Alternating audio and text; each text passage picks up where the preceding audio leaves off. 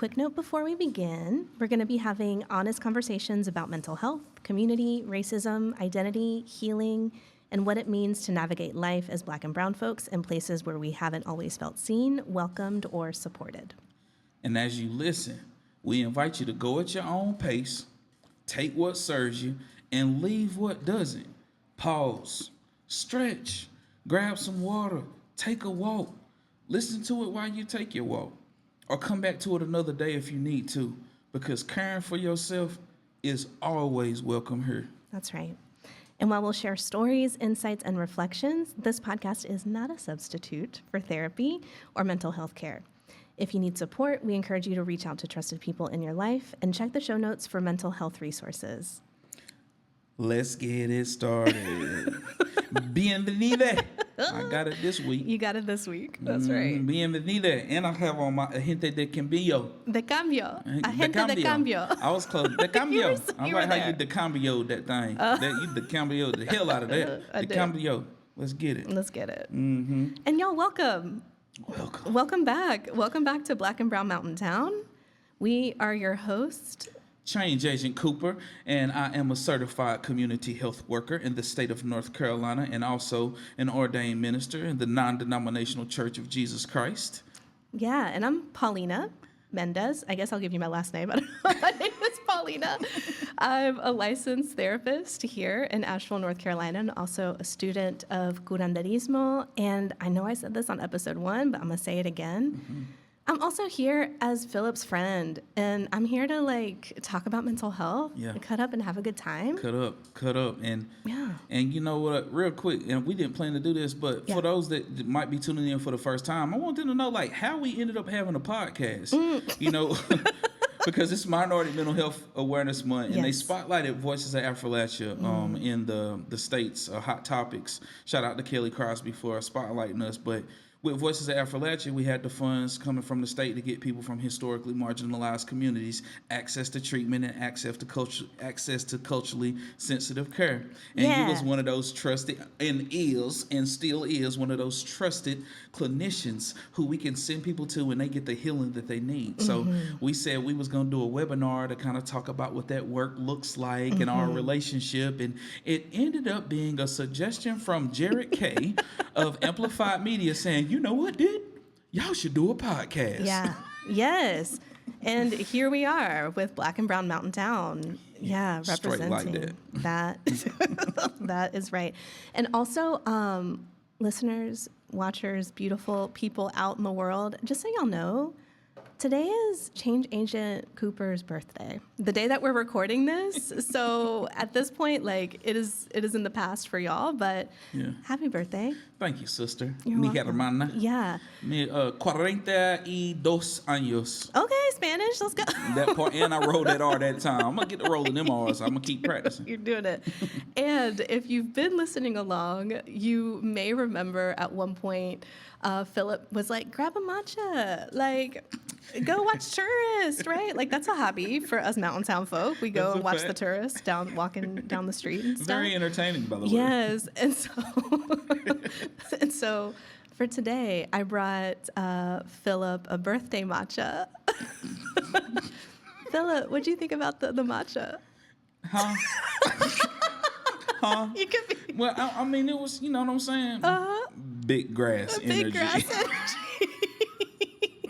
Yes. So anyway, so in case y'all were wondering, we also continue, we carry threads, I think, behind the scenes and also here in the podcast and listening. So this has been a super sweet experience so far. And I hope that y'all feel the love and joy and care that is just exists in the room with the interns and our team and everything. So it's beautiful. Yeah. So let's get to it for this week, man. But before we get into it, you got something you had to get off your chest. I do. Thank you. Hi, welcome to the Corrections Corner. The Corrections Corner. And I actually borrowed that from a podcast that I really love called My Favorite Murder. So hopefully Karen and Georgia won't come for me, and hello to other murderinos out there. But I wanted to make a quick correction. So again, if you've been listening, at one point in, I think it was episode 2, I mentioned how in indigenous languages, there isn't a word for illness. And TLDR, there is. So I got that wrong. So I'll say that, and I want to correct that. And what's more important than that is that, like, the concept is still the same. Like, that's really what I want folks to take away. So when I was reflecting back, I'm a processor. I was like, what? I was like, where did I learn that from? I was like, where did I get that information from? And I remember where I heard it. I remember where I learned it. And then I took it to heart, and I really just kind of carried that assumption like through my studies. Mm-hmm. And so I want to say it's always okay, to pause and research and like do critical thinking, right? Right. But more importantly, what I was trying to get at is that while in like classical Nahuatl, there was a word for illness, which is cocolitzli, and there's actually some cool history. Like if you want to nerd out on that word as well, please do. There wasn't necessarily, like in the modern day Western sense of how we look at mental health, because we were talking about mental health versus mental illness in that episode. Mental illness didn't necessarily like map cleanly into Nahuatl, and it's more so because the frameworks are really different. Come on. So it's still very much a matter of not separating the mind from the body, the spirit, community, and the natural world. And so suffering was often understood more of like through an interconnected lens, right? So that's really what I want to take away from this. So healing was still focused on restoring balance and relationships with yourself, with your community, and with the natural world. I will also say, in like the research when I went back to look, Nahuatl is a living language, and so it actually has evolved to bring on some more like psychiatric words and stuff and like diagnoses. So like there is an evolution of the language as well. So I want to say that and while like accuracy is really important for me, and like I never want to unintentionally or intentionally misinform people or spread misinformation. And I care about the accuracy, especially around indigenous practices. I will say that's like hard because a lot of these practices are land-based and they're based in the natural world. So the natural world here for we're on the land of Eastern Band of Cherokee, the Cherokee Indians, right?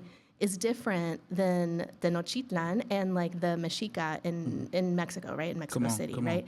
So like, so just... Yes, every indigenous culture is going to have a different way, and maybe indigenous culture is not the way to say that. So, but like every tribe, every nation, they're going to have a different relationship based off of the land that they're with, and so just wanted to correct that. Yeah. And I made that very rambly. So thank you. Feel free to fast forward.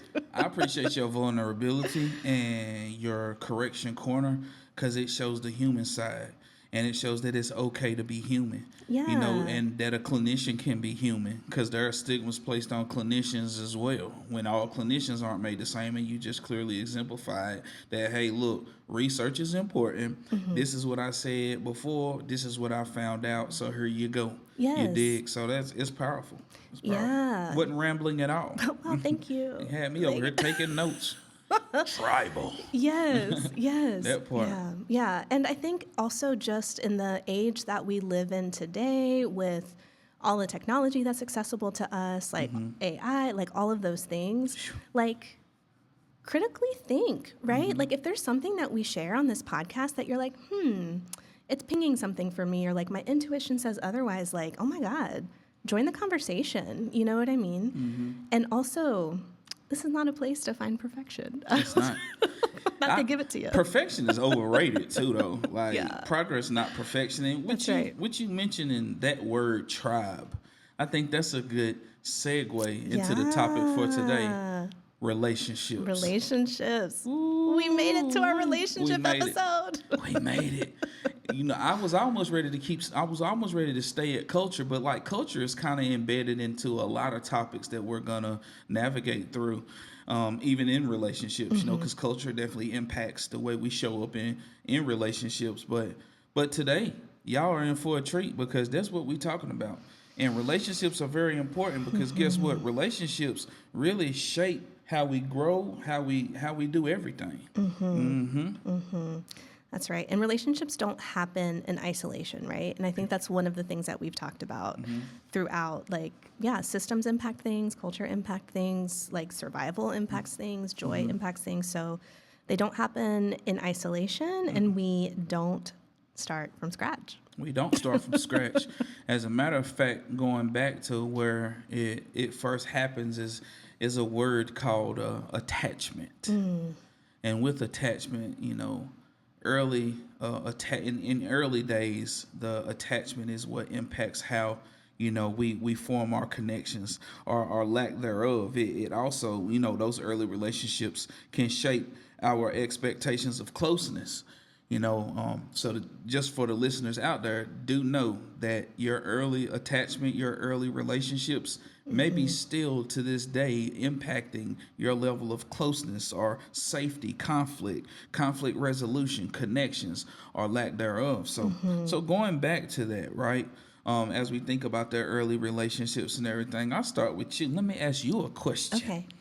Where did your ideas about relationships come from, like as early as you can remember? Yeah, I mean, my parents, right? Like my primary caregivers, like we develop our initial attachment adaptation system, right, from our primary caregivers. And what I'll also just kind of quickly say is that this is like a flexible thing. It's an adaptable thing. It's not written in stone. So like as things happen in life, wounds can pop up, healing can happen, right? So it's never like stagnant. Come on. And you can also have a different attachment, like adaptation with different people. Like some people just bring out different things in your central nervous system. That's a fact. Yeah. That's a fact. And so like I will say that, but yeah, I mean, my parents. My parents. Well, with me too, I say my parents and thinking about like my ideas about relationships going back in the day. So we moved around a lot. There was a little dysfunction in my family. I was born in Rutherford County, down there in the rural areas where all my family live at. And like whenever my parents split up, right, at that point in time, I knew that in my mind, it was like relationships don't necessarily last forever. Somebody's going to be missing, right? They're not going to always be there. Is how my mind was. And with us moving around a lot, thinking about like where my ideas came from, like I changed grade school 12 times. I changed schools 12 times. That's a lot. That's a lot. And so like it was like relationships were temporary. In my mind, relationships wasn't meant to be forever. Like, on to the next one. Don't get too attached, right? Because you're gonna be moving, right? And when it comes down to like how it was with family, even with my mom and my dad, I seen them have a minimum amount of consistent people they dealt with outside of like maybe phone calls, my mama talking to her cousins or sisters or whatever. But that's where my ideas came from, to where it's like, don't get too close because that relationship is going to expire soon. Yeah. And like that is so freaking real. Like I think what's coming up for me, I'm just like, yeah, and you learned your system adapted to that as a as a form of protection. That's a fact. Clock, you're such a therapist. Yes. As a form of protection. But yeah, it's just like your system was just like, we don't attach because when we do, that ends with heartache. Come on. That makes sense. It makes total sense. And I like how you frame that too, because there may be some listeners out there to this day to where they don't want to get too close. They don't want to let people in because that right there, that boundary is to them a form of protection based off of what they've been through. And that's what they call that trauma-informed lens, going from saying, what's wrong with you? Why you ain't got no good relationship, to what happened to you that keeps you from wanting to allow people in. Yeah, and I know we kind of say this a little bit jokingly these days, but it's like, who hurt you? Yeah, come on, in fact. Who hurt you? Fam, she hurt you deep, bro. I get it. Yeah, yes. And God, as someone with like an extremely porous heart, like, okay, for my astrology girlies out there, my Venus placement is in Pisces. Okay, so like some of y'all will get that. And I think I just want to say, like, it is hard to let people in sometimes. Like Well, it can be easy, like when with someone who like I'm a little baby. Yeah. Like really, at the end of the day, I'm like a softy little baby, and so it's easy to let people in, but it's also really difficult. Yeah. Because it does hurt. It does. So I want to just like validate if there's anyone out there who's like, but it sucks. Yeah. Kinda. It Yeah, can. It does. And pain can be a blessing. That's Pain right. can truly be a blessing, and it can teach lessons. And when I think about relationships early on, and I ain't even gonna say early on as in childhood years now. I'm like moving a little bit further along with relationships and how it was about like, what did your family teach you about conflict? Yes. When I think about what my family taught me about conflict, round one, fight, finish him. You know what I'm saying? Kombat. Yeah. Fight. Yeah. You know what I'm saying? And that's what I seen. I seen the fighting, but guess what else I seen? What? I seen the running. Ooh. So it wasn't, we gonna work through this. It was deuces, I'm out of here. Yeah. I ain't got to deal with this. Yeah. It was fight and then go our separate ways. It wasn't fight and let's talk our way through this. Let's practice some active listening skills and mediation. Like, I ain't even know what the word mediation meant until I was in college. Yeah. And I think that's common too, right? Like we see a lot of the running, but not a lot of the repair. Come on. And like low key, repair work is hard. Yeah, it is. It's really hard. And it's also doable. Yeah. And it is uncomfortable. And like letting people into your heart is also uncomfortable. And I was actually having a conversation with someone about this earlier today, actually, where it's like my hot take is that we live in a society and culture right now where discomfort is avoided at all costs, right? Like we don't like to be uncomfortable. We don't like to have the hard conversations. Ghosting is very prevalent, right? And I think my invitation, I'm not jumping ahead, this is not the invitation for the end of the episode. And my invitation for folks is to like, it's okay to be uncomfortable and to meet yourself there. I think you prove like the amount of strength that you actually have. Did you spill some water? I did. Yeah, I did. I did. It's all, listen, what I say earlier, if you're here for perfection, listen. I don't know how I missed my mouth too. It was like... It's all good. But yeah, my invitation is like meet yourself in the discomfort and like amaze yourself at how much you can carry yourself through it. Yeah. You know? And it's powerful how you mentioned discomfort is avoided at all cost. And growth happens in the discomfort. Tell it. So basically that's growth is avoided. Wow. As we talk about relationships, and I remember in the episode we was talking about what is mental health, right? Right. And that's the other thing too, y'all. I want y'all to get used to talking about mental health and remembering mental health is not always mental illness. That's right. Everybody has a mental health component, right? Where you at in your mental health? And we talked about how relationships impact our mental health. So the lack of relationships can lead to a person not having a healthy mindset. It can lead to them not being able to grow spiritually. It can lead to the point to where they are avoiding discomfort. Totally. Because for me to navigate through discomfort and to find the lesson that it is for me to learn in the discomfort, for me to grow and be wiser and have more experience, I got to go through it with somebody helping me navigate it, not by myself. That's right. And that's the other thing. Like if you can hold yourself in some of that discomfort, that's a good skill to learn. Yeah.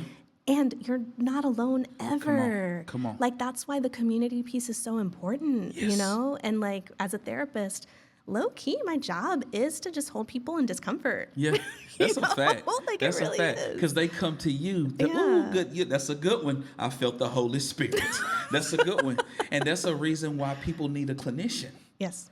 For the listeners out there, the clinician can handle you in discomfort. Yeah. Your friends can't always handle the discomfort. Your discomfort may be a bit much for your friends. Right. Like friends are there to hold you up and have certain conversations, but then there are professionals who specialize in holding you in your discomfort. Totally. Because what happens, sometimes your discomfort will trigger discomfort in your friends. Come on now, somebody. And your friends may be like, I don't know how to hold this, right? And like, it's okay. Everyone's out there doing their best.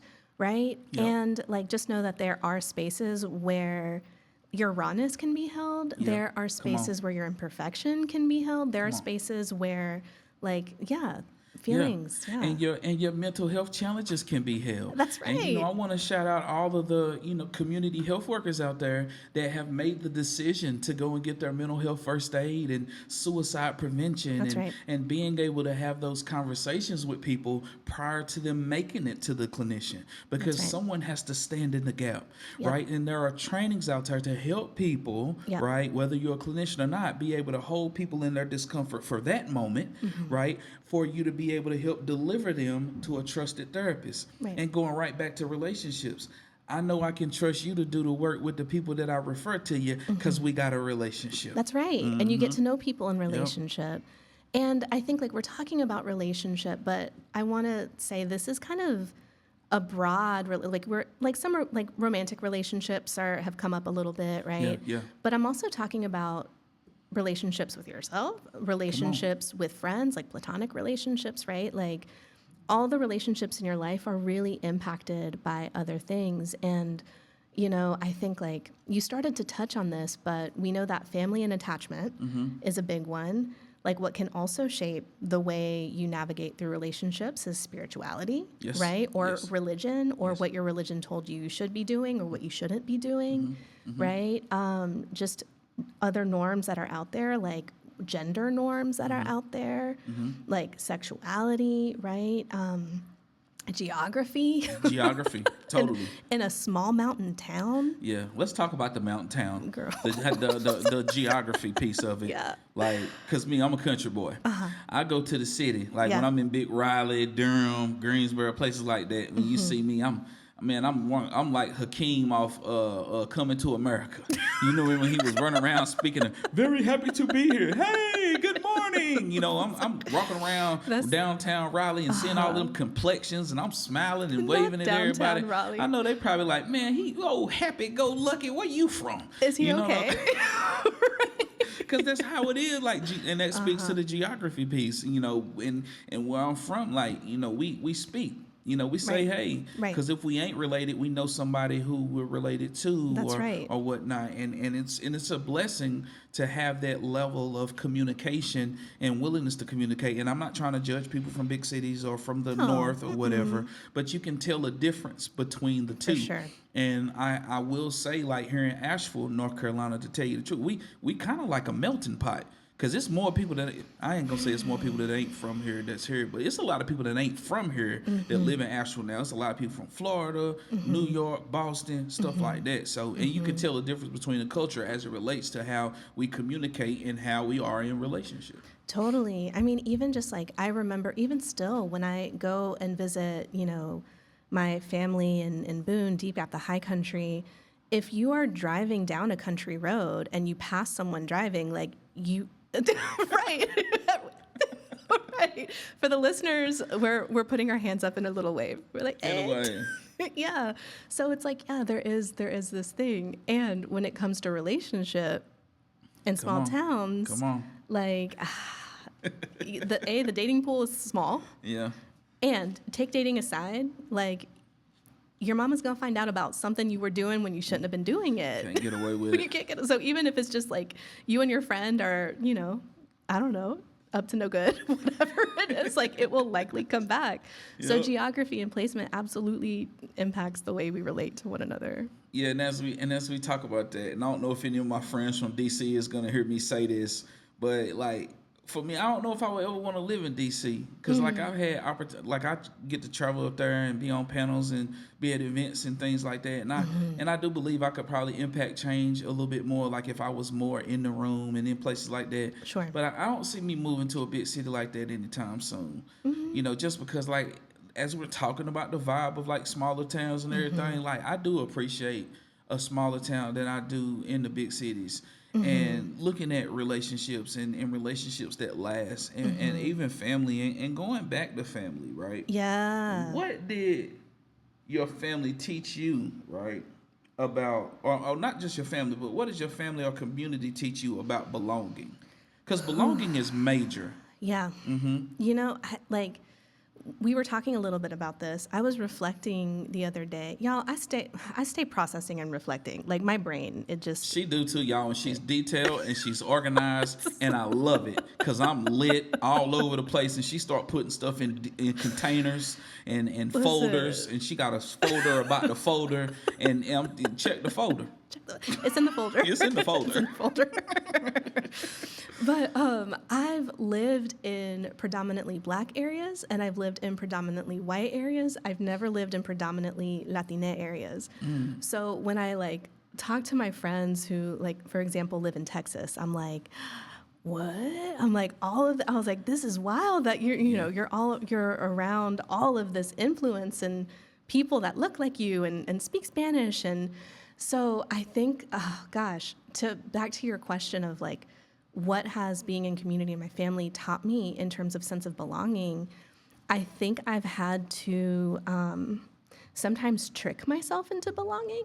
Wow. Like when I lived in Greenville, Mississippi, super rural town in Mississippi, Black folks would be like, I like you because you're not white, and white folks would be like, I like you because you're not Black.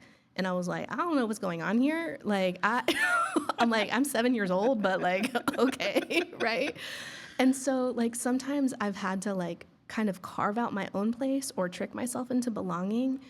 And what I'll say about that is you can only do that for so long before you start kind of feeling the physical effects of that.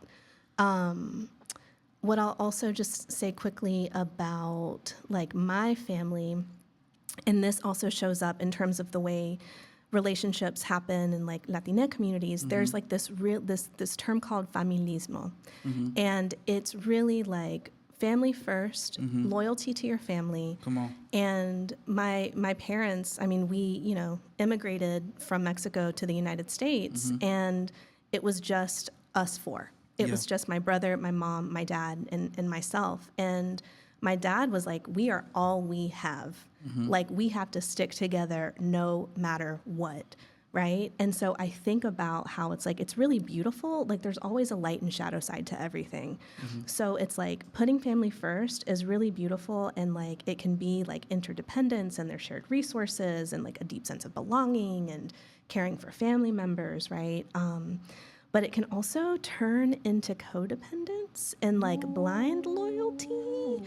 And then it can also like lead to guilt. So what I even see with some of the clients I work with, and even some of my other Latina friends and conversations that we have, sometimes this like putting family first can lead to like guilt around like, what if I make more than my parents make?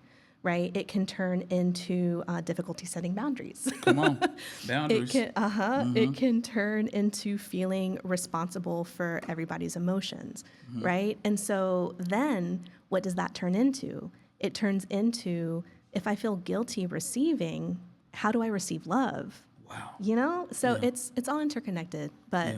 And then that negatively impacts relationships across the board, all the way to a marriage, because now it's like your spouse is expecting you to receive this love, and you not receiving this love can make the spouse feel like you ain't into them, right? And the next thing you know, you got issues in your marriage or a divorce because you had this that you never dealt with how you was raised, and wow.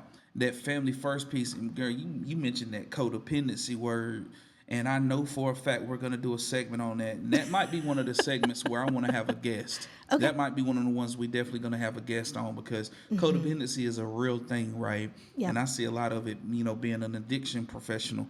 I've had conversations with families oftentimes whenever they want it more than their loved one, right? And it's a real thing. So we definitely need to come back and have a whole segment on codependency. Absolutely. And that piece of putting family first, you also had mentioned like not wanting to go further than your parents.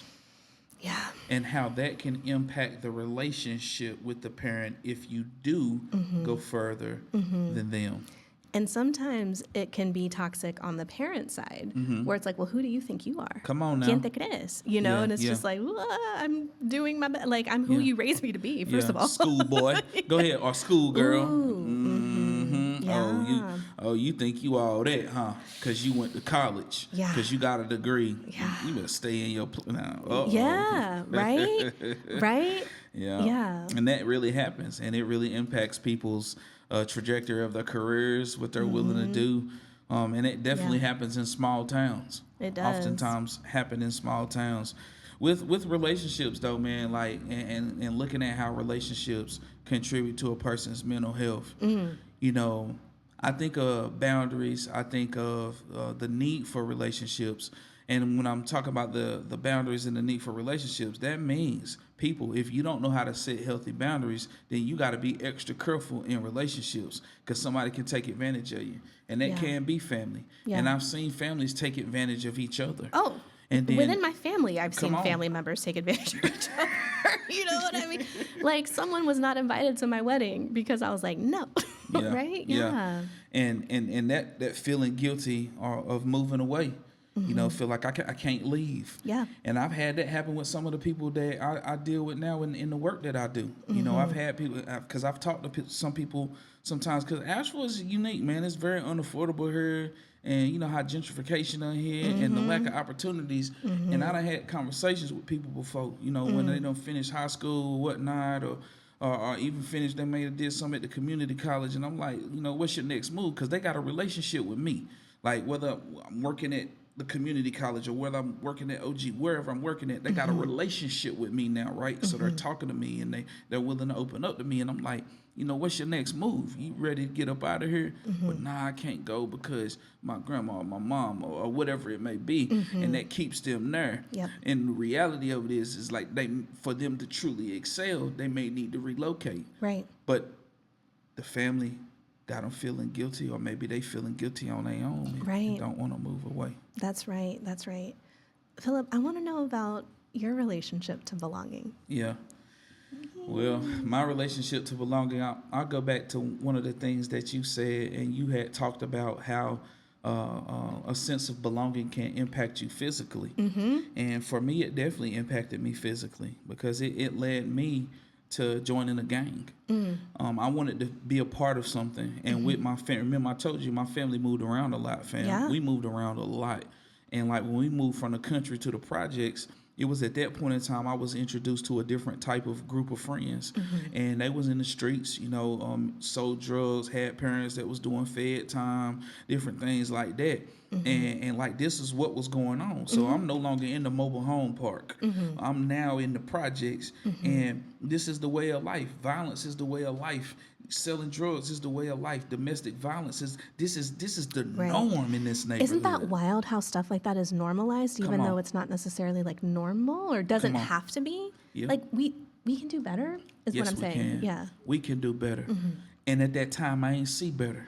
And I wanted to be a part of. I would, you know, I could go to school and I was playing ball at the time, and I was the one that made good grades. That's why when you was talking, and I was like, school boy. And you're like, because I ain't had no blood relatives, blood kin in the area I was living in Hickory, North Carolina. I had an auntie that lived up there, but I ain't have like all my cousins and everybody the way I did down in Cleveland County.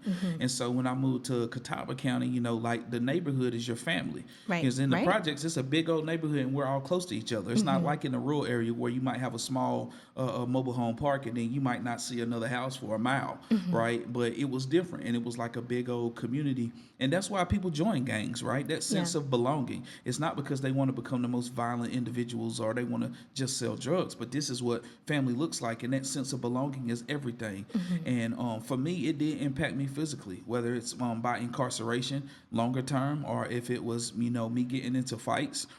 Because that sense of belonging was so important. I was willing to do whatever I had to do to be accepted. And that's why I like when people get to talk about these young people and the gang violence and the gangs and this, that, and the third. I mean, like even when you look at other special groups, and I'm not trying to say fraternities and sororities are gangs, or I'm not trying to say the police are gangs, or the fire departments are gangs. But let's think about these groups. These groups. You're like, I'm not. I'm like, and I'm not saying. Yeah, gang. But looking at these special groups I remember like at a young age admiring special groups. Like I remember watching a movie called School Days. It was a movie about people who was experiencing college, and I'm a first generation college student. But I had and I remember the fraternities they had on the movie School Days, and I was thinking to myself that was something I wanted to be a part of, like a special group. I seen firefighters in the grocery stores. You know how the firefighters they be out and about in the community, and I would admire it. I played ball, so being on a team is a lifestyle, and you could tell people that play like organized sports how they show up later in business, in life, so on and so forth. And if I'm not mistaken, for the researchers out there, please look up the correlation between people who are successful in their adult years that played organized sports in school. But I admired those people who were in those groups. I wanted to be a part of a group. And that's how it eventually happened for me, because like I made good grades and stuff like that. And it's funny, I was looking at my old report cards because my daddy just moved into his new house, and I was going through all this old stuff I needed to get rid of. And I seen on one of my old report cards, it said talks excessively, and like my behavior was U's. You remember U's and S's? I do. And hi, now you have a podcast. So that part, talk, walk it like I talk it. Hey, but I was talking in trouble. My conduct was a U, which is unsatisfactory, but I made good grades. So I was the school boy in the neighborhood, because some of the other ones would go to the alternative school because of their behavior. And I would even feel ashamed for being smart sometimes, because I wanted to belong. I wanted to be accepted. Right. So that sense of belonging impacted me in a way to where I would say that the craving to be accepted by people and to be a people pleaser, it fueled what's called insecurity. Yep. And that's something I still recover from to this day, as a person who practices 12 steps. We talk about character defects, and that's one of the ones I always have to be intentional about addressing is insecurity. Like, Philip, quit comparing yourself to everybody else. Right. So to answer, dang, I got lit on that question, girl. Preach. Yeah, you said was so it the to macho? answer your question. What was in that damn that dang macho? The preacher cussing. Good God Almighty. Oh no, the preacher's human. Wait. You're such a therapist. But for real, fam, like that sense of belonging impacted me in a major way. Yeah. And that insecurity piece is something I still, wrestle with, and dependent upon my spiritual condition, which is dependent upon the relationships that I have in my life that are pouring into my cup. Oh my God, I can get insecure if I'm not taking care of my spirit, comparing myself to everybody else. Yep. You know what I'm saying? Yep. And that ain't, my mental health is no longer predicated about being like somebody else. My mental health is dependent upon the relationship that I have with myself. That's right. Amen. And here's the thing, right? Like we're gonna compare. Yeah. But maybe use it as inspiration. Yeah. Or maybe sometimes it's like what not to do. Yeah. Because that's also valid. Oh yeah. That's a fact. We can learn from one another. I don't know. I typically learn things the hard way. So if you're able to not learn things the hard way, and just look at what other people are doing, hats off to you. Yeah. But I think it's so fascinating. So going back to attachment a little bit and how important the sense of belonging is, we are tribal people, right? Back in the day, we would perish. The worst thing that could happen to you is to be cast aside from your group of people that you're with, because it's hard to survive in the wilderness on your own. Scarlet letter. You need community, right? So it's we haven't evolved past that. We still, even though we live in a society that's be an individual, pull yourself by your bootstraps, do everything on your own. We, as human beings, are still wired for connection and belonging. Come on. Yeah. And we need it. And we need it. And we need it badly, and we need it now. We need it yesterday. So for the person that's tuning in right now, if you're feeling disconnected, it ain't time for invitations yet. I was about to go. You got me ready to go to the invitations. This is a good one. I like this relationship. Yeah. I'm really feeling the relationship. I feel the relationship one is good. Yes. It's good. And I also want to quickly touch on something that shows up in relationships are gender roles, right? Quote unquote traditional gender roles. Mm-hmm. Machismo is one of those things. Marianismo is one of those things. Mm-hmm. And there's a light and shadow side to all of it, right? So we hear machismo and we often hear it cast in the light of toxic masculinity, Mm-hmm. But on the flip side of it, when in balance, again, back to balance, it's about balance with yourself, community, et cetera, right? But when we in balance at its healthiest, it can look like responsibility, it can look like generosity, it can look like commitment to family, right? But the flip side, where it becomes like more of that toxic masculinity piece, it's like, don't cry. Mm-hmm. Like, you can't have big feelings. Come on. Right? Vulnerability is not allowed, right? Maybe emotional suppression, maybe difficulty asking for help. There's this pressure to always appear strong, right? Yeah. And I would be willing to bet that even though like machismo is kind of more so coined for like the Latina community and what we experience is like, this probably sounds familiar to you and everyone else that's listening as well. Yeah. And that piece reminds me when you said emotional suppression and not wanting to cry, not wanting to be vulnerable. It makes me want to shout out our friends again at the Western North Carolina Health Network, in which both you and I led some groups across Western North Carolina. Which group was it you led? Okay, so like because of my intersecting identities, So as a queer Spanish-speaking woman, I ended up I was brought in to lead the women's group. Okay. But I ended up doing a little bit with the 2S LGBTQIA+ community, and I also ended up doing a little bit with the Spanish-speaking community. Got an intersectionality. We love it. I'm trying to tell you I had one group. Which is great. And so I led the men's group, and that was one of the things that appeared. I'm so grateful for that experience. I think that also contributed to us having this podcast. Yes. Because we was in spaces again, and it was like reminding me as we were talking about the mental health needs of Western North Carolina, how we can assess and we can have these focus groups, but we were already doing the work. Right. I was already a community health worker, close to the people, especially the people who are hurting, and I already had a relationship with a clinician who was trustworthy that provided culturally sensitive support, and we were in the solution already. And I think that was another thing that kind of fired up this podcast. Yeah. But while I was leading the men's focus groups and hearing from them, a lot of that emotional suppression piece and that lack of being willing to be vulnerable because you have to appear strong and you don't want your family to worry about you, or you don't want to be seen as weak in your community, that is a mountain town ordeal that we have. And I also believe that that's one of the reasons why suicide is the way that it is, because people get to the point to where they lose hope because they don't have relationships with people that they can be vulnerable with. So now you lose hope and you feel alone. And the loss of hope and feeling alone is the recipe for suicide. Yeah. Yep. And I think I talked about this in the last episode, but the patriarchy helps no one. Yeah. Right? Because if the patriarchy says like men are in charge, have to be strong, do all those things, that's a lot of pressure.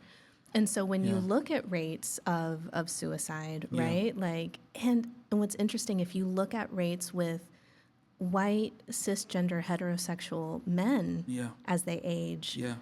Highest rates of suicide. Highest rates of suicide. Something's not working. Yeah. Right? And one of the things I learned while we're talking about suicide and relationships impact on suicide or lack thereof, right? Right. With the white men, it's in that age group, like the older white men. With black men, suicide is the highest in the 20s. And I have reason to believe that it's that way because of a seeking a purpose and not understanding what role you play in the world, maybe a lack of a portable credential for workforce, or a lack of a career, or a lack of a male mentor who you can be vulnerable with, or anybody to be vulnerable with. You know what I'm saying? And that age group right now is also the age group where we're seeing a lot of violence, because it's just that confusion and the lack of relationships. It'll make a person want to lash out. Absolutely. Because I know for me, man, if I ain't got relationship with somebody to process what I'm going through, I can be enraged. And it's like I always run to rage. Right. Or I always run to anger because I'm really afraid. And fear is at the root of anger for the most part. I don't want to preach, but let me preach. And if I can deal with my fear, if I can deal with my fear of being inadequate, my fear of having a purpose, my fear of being alone, if I can deal with that with a trustworthy person, if I can have a relationship with a trustworthy person, I can make it through that uncomfortable emotion. And all it takes is a willingness to be discomfort. What is it? You said, good God Almighty, I wrote that down when you said it too. I might quote you. You said discomfort is avoided at all costs. If many people that I know, especially in that age age group, like I say, that especially young black males in mountain towns, if they can have someone that they can get that discomfort with, that's why I believe in therapy so much. Right. If they can just get in those spaces and let some things out, they will be able to find tools to deal with some of those things. But they will never find tools to deal with something that they ain't willing to talk about. Right. And that's the thing, too. And like when I say discomfort, I'm not talking about discomfort to the point where you're so activated that like you can't even like your prefrontal cortex is offline, like you no longer have access to like that logical thinking part of your brain. We don't want to get there, but like, where's that growth edge, right? Like, where's the stretch, right? So I don't want people to be like, I need to be uncomfortable all the time. No, no, please. You get to be soft and comfortable too, right? That's a fact. And like a lot of growth happens in that like growth edge, like stretch discomfort area. Yeah. And that goes back to a quote that you said. I've been using that quote a lot, by the way. She said, it's okay to not be okay. But guess what? It is okay to be okay. You know, so you don't want to be discomfortable. You don't want to be in discomfort. You don't want to be in discomfort all the time. Yeah. We talked about the, machismo, right? Yeah. Let's talk about the other. Now, how I pronounce that now? Okay, Marianismo. I did pretty good. You did great. Marianismo. Yes. Okay, thank you. Welcome to the Spanish-speaking podcast. But at the end of this, Philip will be fluent. That's right. Bienvenida. Yeah, that's right. That's right. So Marianismo is like the other, like if we're talking about the binary, right? Yeah. And I also like I do want to touch on queerness here in a little bit, because oftentimes when we talk about romantic relationships, it's done through a heteronormative lens, right? So I want to say that I'm like machismo is kind of that manly man stuff, and Marianismo is like on the other end of that binary. But here's the thing, you can experience both of these regardless of gender, right? Like as human beings, we all have like feminine and masculine energy. It's alive in all of us, and like how much shows up, it varies on the individual. So I want to say that. But Marianismo refers to the traditional expectations placed on women, and so the name is, and some of the characteristics are historically influenced by the Virgin Mary. Like the Virgen de Guadalupe is really huge in Mexico. And so like Marianismo, Mary, Maria, right? You can see that connection there. But like, again, light and shadow side. So it's really beautiful, like in its healthy reflection of it, it can be like, again, generous, caregiving, compassionate, right? Emotional attunement, right? Community building. A lot of these like really beautiful things, like supporting the family, right? And again, on the shadow side, on the flip side, it can be self-sacrifice, which, I mean, we can talk about self-sacrifice and sacrifices love all day, but then it can be like difficulty receiving care. That's where people-pleasing can come in. There it is. Yeah. Feeling responsible for holding everything together, and then suppressing your own needs, right? So sometimes it can be this like, you know, I suffer in silence and therefore I'm strong. Like, ugh. No, don't do it. So if you have like on the more masculine end of the spectrum, someone lashing out, then on the other side of the spectrum, it's like, and now I'm going in and suffering in silence. And this makes me pious to do so, right?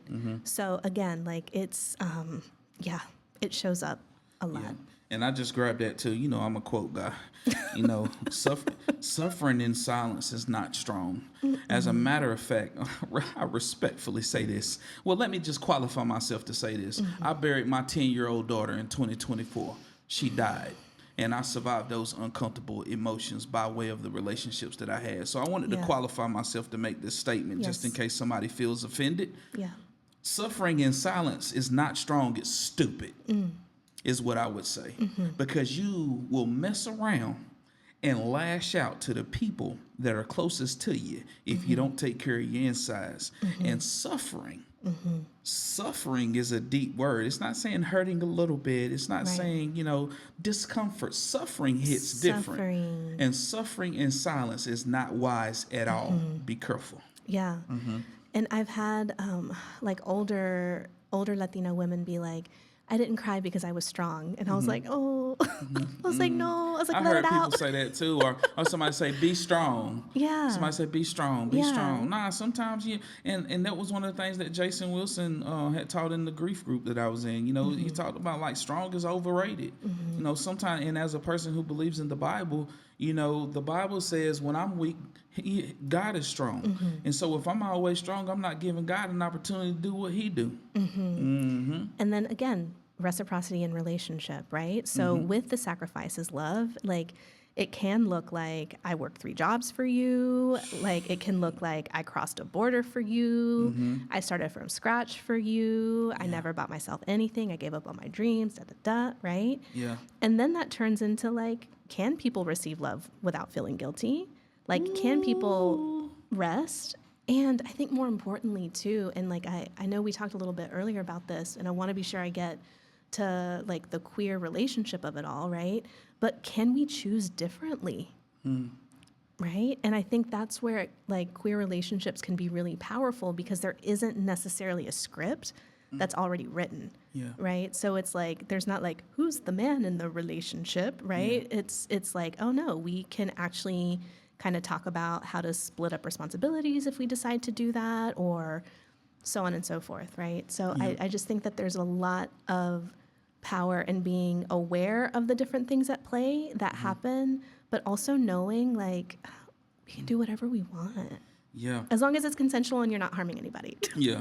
And speaking of not harming anybody, let's talk about violence prevention and the need for, you know, alpha males or whatever the term we would want to use to have a little bit of merianismo.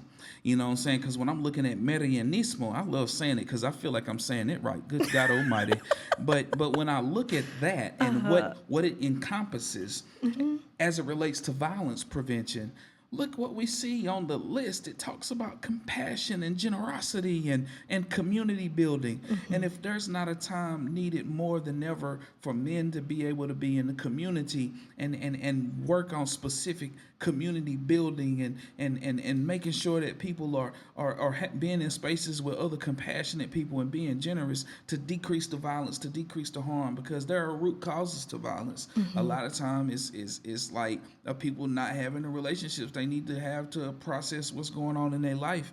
And people can't practice trauma-informed practice. They can't practice trauma-informed care with you if you're not talking about what you need. Yeah. All they can do is assume, and assumptions don't usually work out. So we need more men to be softer, and we need more men to understand. Like for those that are followers of Jesus, you know, in the Bible, you know, it talks about the fruit of the Spirit: love, joy, peace, patience, kindness, gentleness. It talks about gentleness.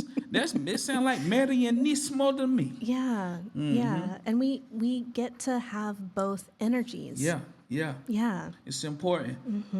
So looking at this, you know, what we had to go. I don't really want to rush through this. Maybe I think we need to do more than one part for the relationships. Y'all, at this point, we don't know. Like, listen, we're just having fun. Because what I'm gonna tell you that we're not gonna do is rush through immigration.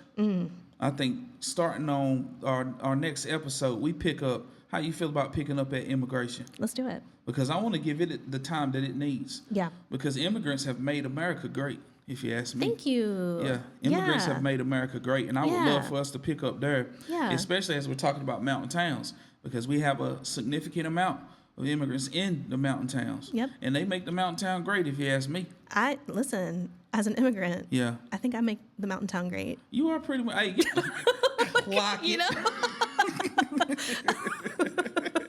So y'all, look, we appreciate y'all joining in with us today. Yes. You know, we talked about relationships, and what does relationships have to do with mental health? Everything. Because you have to have relationships with healthy people to be able to have mental health, and you can't do it in isolation. Isolation is what leads to those negative emotions, and those negative emotions, if left unchecked, will lead to suffering. And I mean, who wants to be suffering in silence?